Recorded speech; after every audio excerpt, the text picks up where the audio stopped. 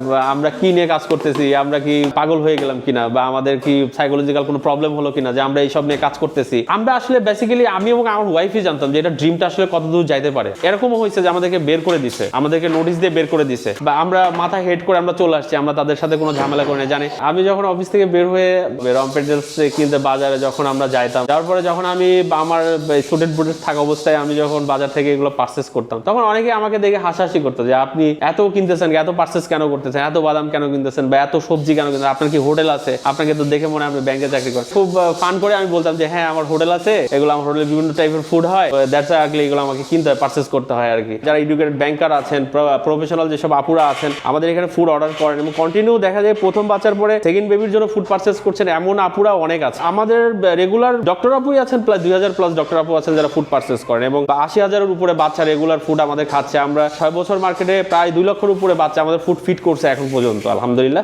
যেটি ডিহাইড্রেট মেশিনটা তো ফার্স্ট ওয়ার্ল্ড কান্ট্রিতে ডিহাইড্রেট মেশিন দিয়ে কাজ হচ্ছে, অনেক ধরনের ফুড মেকিং হচ্ছে। হ্যাঁ, এটা নিউট্রিশন ভ্যালুটা ঠিক থাকে। রোদে আর মেশিনে শুকানোর মধ্যে অনেক পার্থক্য আছে। লাইক হচ্ছে রোদে দেখা যায় যে জিনিসটা হাইজিন হয় না, দেখা যায় যে একটা পশু পাখি থাকে বা ধুলার ব্যাপার থাকে, বা রোদের কোনো সময় টেম্পারেচার বেশি থাকতেছে, কখনো কম থাকতেছে টেম্পারেচার, ফুডের কোয়ালিটিটা নষ্ট হওয়ার সম্ভাবনা থাকে আর কি, অনেক বেশি থাকে। আর ডিহাইড্রেট মেশিনে যে কাজটা হয় আপনার একটা টেম্পারেচারে, যেমন আমি বিটরোসটাকে যে টেম্পারেচারে ডিহাইড্রেট করতেছি, ক্যারোসটাকে ওই টেম্পারেচারে ডিহাইড্রেট করছি না, আবার দেখা যায় নুডলসটাকে আরেকটা টেম্পারেচারে ডিহাইড্রেট করছি। সো এটার পুষ্টি গুণাগুণটাও ঠিক থাকতেছে। আমাদের নিজস্ব জমি থেকেও আমরা এটা কালেক্ট করি, অনেক সময় কালেক্ট করে এটা আমাদের দেখা যায় যে উৎপাদন না থাকলে আমরা বড় সাপ্লায়ারের কাছ থেকে এই জিনিসটাকে আমরা কালেক্ট করি আর কি। কালেক্ট করে একদম ফ্রেশলি আমরা নিয়ে আসি, এবং প্রতি সপ্তাহে এই ভেজিটেবলগুলো আমরা কেটে কেটে ডিহাইড্রেট করি। এরকম না যে আমরা এটা কেটে ধরেন 6 মাস 1 বছর পরে আমরা মেক করতেছি, এমন না। ওয়ালটন এসি এক্সচেঞ্জ অফারে এখন যে কোনো ব্র্যান্ডের পুরাতন এসি বদলে নতুন ওয়ালটন এসিতে উপভোগ করুন 25% ছাড়। Walton air conditioner, comfort without compromise. আমাদের প্রতি সপ্তাহে এটা কাটা হয়, ডিহাইড্রেট করা হয়, দ্যাটস আমাদের ফুডের গুণাগুণ ভালো থাকে এবং ফুডের আপনার নিউট্রিশনটা ঠিক থাকে আর কি। হ্যাঁ, আমাদের ফুডগুলোতে আমরা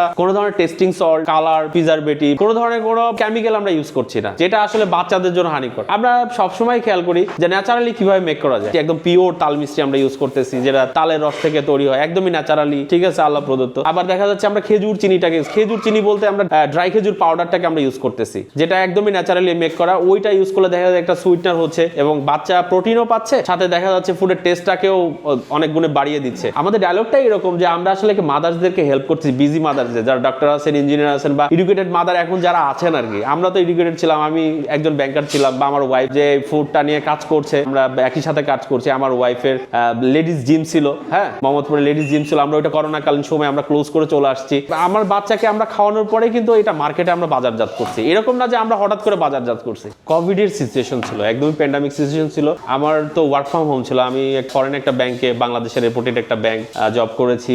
আমার ওয়াইফের যেটা একটা পজিটিভ একটা দিক ছিল যে তার জিমে যারা মেম্বার যারা ছিল আর কি, যারা জিম করতো, তাদের ডায়েটারি চার্ট থেকে শুরু করেছে, সে বিভিন্ন রকম চার্ট সে সাজেস্ট করতে, এবং তার ফুড সম্বন্ধে সে আসলে তার ছোটবেলা থেকে একটা ফ্যাসিনেশন ছিল, এবং সে ফুডের উপর আসলে বেসিক্যালি সে স্পেশালিস্ট আর কি। আমি আমার বিয়ের পরে আমি দেখছি যে আমার ওয়াইফ আসলে অনেক টাইপের ফুড মেক করতে পারে, অনেক ধরনের ফুড মেক করতে পারে। যখন মার্কেটে ফার্স্ট আমরা ফুড সেল করা স্টার্ট করি, তার আগ পর্যন্ত আমরা রিসার্চই করছি বেবিদের জন্য কতটুকু হাইজিন হবে বা কতটুকু নিউট্রিশন দিবে বাচ্চাদেরকে, নিজের বাচ্চার উপরে আর কি ফার্স্টে আমরা আর কি এটা রিসার্চ করছি আর কি। হ্যাঁ, আমরা আসলে হাজবেন্ড ওয়াইফে আমরা চিন্তা করছি যে না, এটা করলে আসলে একটা বিজনেস হওয়া পসিবল। মানে আমি সবসময় আমার ওয়াইফকে আমি এনকারেজ করতাম যে আসলে এটা আমরা সেল করতে পারি না, এটা আমরা সেল করতে, আমি এভরিডে অফিস থেকে এসে বলতাম যে তুমি যে ফুডগুলো মেক করছো বেবির জন্য, এটা আমরা সেল করতে পারি কিনা। তখন আমার ওয়াইফ এটা হাসতো আর কি। আমি নিজে আর কি এটা আমার ওয়াইফকে আমি ইনফোর্স করে আর কি, আমি নিজে একটা পেজ ক্রিয়েট করি, একটা লোগো ডিজাইন করে একটা পেজ নিজে আর কি এটা করে দেন আমরা কি এটা আমাদের যে 2-3টা ফুড আমার বেবিকে আমরা ফার্স্টে আমরা 4টা ফুড নিয়ে স্টার্ট করি আর কি। একটা সুজি, সিরিয়াল, খিচুড়ি